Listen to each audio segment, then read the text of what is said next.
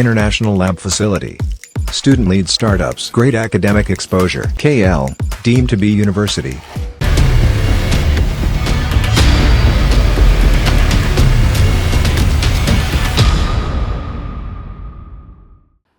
ఆంధ్రప్రదేశ్ ఎన్నికలు చూస్తూ ఉంటే కనుక చాలా ఇంట్రెస్టింగ్గా మారుతున్నాయి.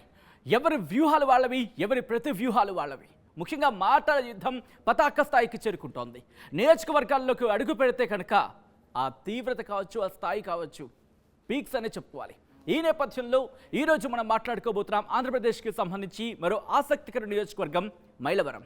అవును, మైలవరం ఎవరి సొంతం కాబోతోంది, ఎవరు అక్కడ పాగా వేయబోతున్నారు అనే ఉత్కంఠ మాత్రం మొదలైంది. ఇక్కడ ఏ పార్టీ ఎవరిని బరిలోకి దించింది, వాళ్ళకి కలిసి వచ్చే అంశాలు ఏంటి, at the same time deciding factors ఏంటి, ఇవన్నీ కూడా మాట్లాడుకుందాం. ముందుగా ఏ పార్టీ ఎవరిని బరిలోకి దించిందో చూసే ప్రయత్నం చేద్దాం. Here it is. వైసీపీ బరిలోకి దించింది సర్నాల తిరుపతిరావుని, అలాగే తెలుగుదేశం పార్టీ బరిలోకి దించింది వసంత కృష్ణ ప్రసాద్ను. వీళ్ళ ప్రొఫైల్స్ చూద్దాం. ముందుగా వైసీపీ నుంచి బరిలోకి దిగారు సర్నాల తిరుపతిరావు. ఈయన ప్రొఫైల్ కనుక ఒకసారి గమనిస్తే బీసీ యాదవ సామాజిక వర్గానికి చెందిన నేత. అనూహ్యంగా టికెట్ దక్కించుకున్నారు ఈయన. 2019లో వైసీపీ నుంచి జెడ్పీటీసీగా పోటీ చేశారు, గెలిచారు. వసంత కృష్ణ ప్రసాద్ టీడీపీ నుంచి బరిలోకి దిగుతున్నారు ఈయన. ఒకసారి ఈయన ప్రొఫైల్ కనుక గమనిస్తే కమ్మ సామాజిక వర్గానికి చెందిన నేత. 1999, 2004లో కాంగ్రెస్ తరపున నందిగామ నుంచి పోటీ చేశారు, ఓటమిని చవిచూశారు. ఇంకా కేడీసీసీ చైర్మన్గా, అలాగే ఆప్కాబ్ చైర్మన్గా పనిచేసిన అనుభవం కూడా ఈయన సొంతం. 2019లో మైలవరం ఎమ్మెల్యేగా పోటీ చేశారు, గెలిచారు. ఇటీవల తెలుగుదేశం పార్టీలో చేరారు వసంత వెంకట కృష్ణ ప్రసాద్. ఇది వీళ్లకు సంబంధించిన ప్రొఫైల్. ఒకసారి మైలవరం సంబంధించి ఆ నియోజకవర్గానికి సంబంధించి క్లుప్తంగా చూసే ప్రయత్నం చేస్తే కనుక విజయవాడ లోక్సభ స్థానంలో భాగం మైలవరం నియోజకవర్గం. ఎస్సీ ఓట్లు ఇక్కడ కీలకం. At the same time Ibrahimpatnam, G Konduru, Mylavaram, Reddigudem, Vijayawada rural మండలాలు ఈ నియోజకవర్గం పరిధిలోకి వస్తాయి. ఇక్కడ సామాజిక వర్గాల పరంగా ఎటువంటి ఓట్ షేర్ ఉంది అనేది చూసే ప్రయత్నం చేద్దాం. ఇక్కడ మీరు చూస్తే కనుక ఎస్సీ సామాజిక వర్గానికి సంబంధించి 70,000 ఓట్లు, కాపు సామాజిక వర్గానికి సంబంధించి 31,000 ఓట్లు, అలాగే కమ్మ సామాజిక వర్గానికి సంబంధించి 26,000 ఓట్లు, యాదవ సామాజిక వర్గానికి సంబంధించి 22,000 ఓట్లు, అలాగే గౌడ్ సామాజిక వర్గానికి సంబంధించి 20,000 ఓట్లు ఉన్నట్టుగా తెలుస్తోంది. ఈ నేపథ్యంలో అభ్యర్థులు కావచ్చు, లేకపోతే పార్టీలు కావచ్చు, ఎవరి వ్యూహాలేంటి, అక్కడ ఎవరికి విజయ అవకాశాలు ఏ విధంగా ఉన్నాయి, అక్కడ ఏం జరగబోతోంది తెలుసుకునే ప్రయత్నం చేద్దాం. మా ప్రతినిధి రాజేష్ అప్డేట్స్ అందించబోతున్నారు. రాజేష్, రెండు ప్రొఫైల్స్ కూడా చాలా ఇంట్రెస్టింగ్ ప్రొఫైల్స్. ఎందుకంటే సర్నాల తిరుపతిరావు, ముఖ్యంగా వసంత వెంకట కృష్ణ ప్రసాద్కి సంబంధించి ఆయన పార్టీలో నుంచి వెళతారా, లేకపోతే టీడీపీలోకి వెళ్తారా, లేకపోతే వైసీపీలో ఉంటారనే ఒక క్వశ్చన్ మార్క్ మనకు కనిపించింది. కానీ ఆఖరి నిమిషంలో ఆయన తెలుగుదేశం పార్టీలో చేరిన సందర్భాన్ని చూసాం. కానీ సర్నాల తిరుపతిరావు ఒకరికి సందర్భంలో, if I'm not wrong, ward మెంబర్గా కూడా ఆయన ఓడిపోయిన సందర్భాన్ని చూసాం. ఈ నేపథ్యంలో వైసీపీకి సంబంధించి వ్యూహాలేంటి, అలాగే తెలుగుదేశం పార్టీ వ్యూహం ఏంటి, అక్కడ ఎవరికి ఎటువంటి అంశాలు కలిసి వచ్చే అవకాశం ఉంది, అలాగే డిసైడింగ్ ఫ్యాక్టర్స్ ఏంటి అక్కడ రాజేష్?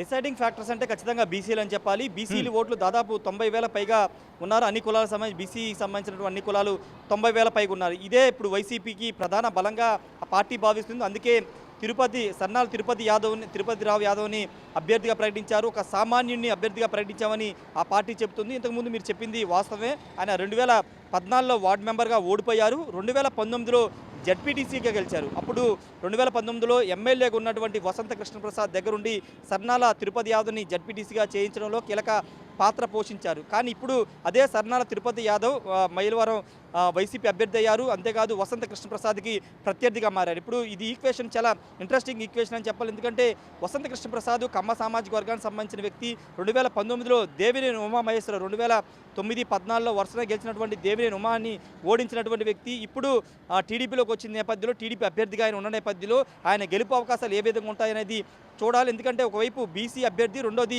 సామాన్యులైన ఒక ట్యాగ్ లైన్తో వైసీపీ ప్రచారం చేస్తున్న నేపథ్యంలో ఇప్పుడు వసంత కృష్ణప్రసాద్కి అది కొంత ఇబ్బంది కలిగించే అంశం అయినప్పటికీ ఆయన కూడా మైలవరంలో చాలా బలంగా ఉన్నారు.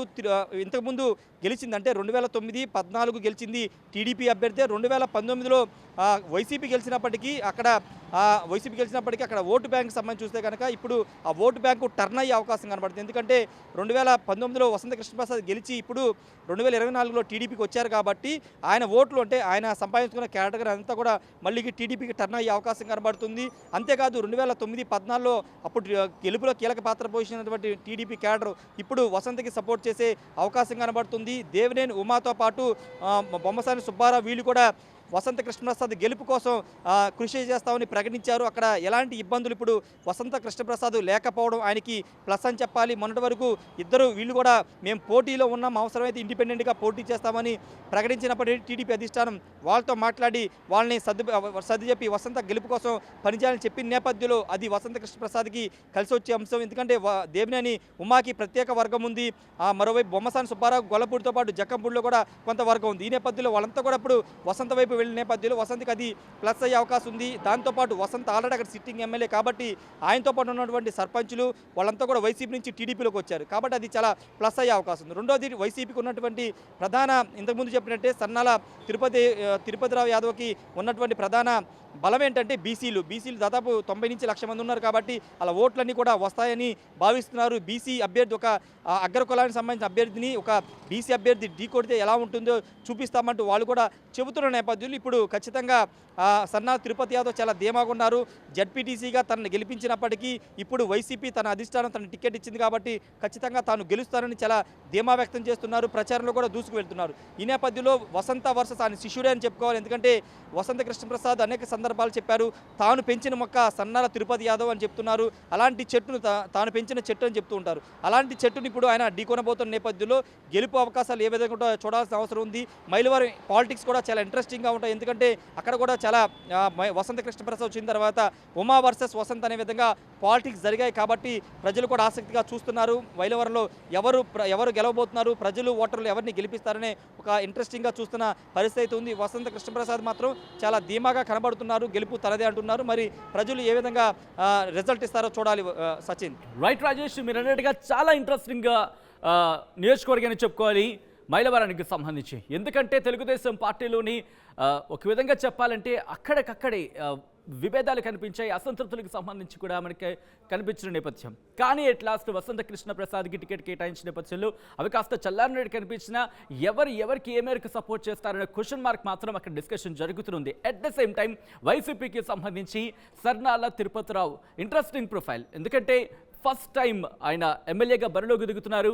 ముఖ్యంగా వసంత కృష్ణప్రసాద్కు సంబంధించి శిష్యుడని చెప్తున్న నేపథ్యంలో ఏం జరగబోతుందనే ఒక ఉత్కంఠ మాత్రం కొనసాగుతోంది. అక్కడి ప్రజలు ఎవరిని తమ ఎమ్మెల్యేగా అసెంబ్లీకి పంపించబోతున్నారనే ఉత్కంఠ మాత్రం కొనసాగుతోంది. ఆ ఉత్కంఠకు తెరపడాలంటే మాత్రం జూన్ 4 వరకు వేచి చూడాల్సిందే.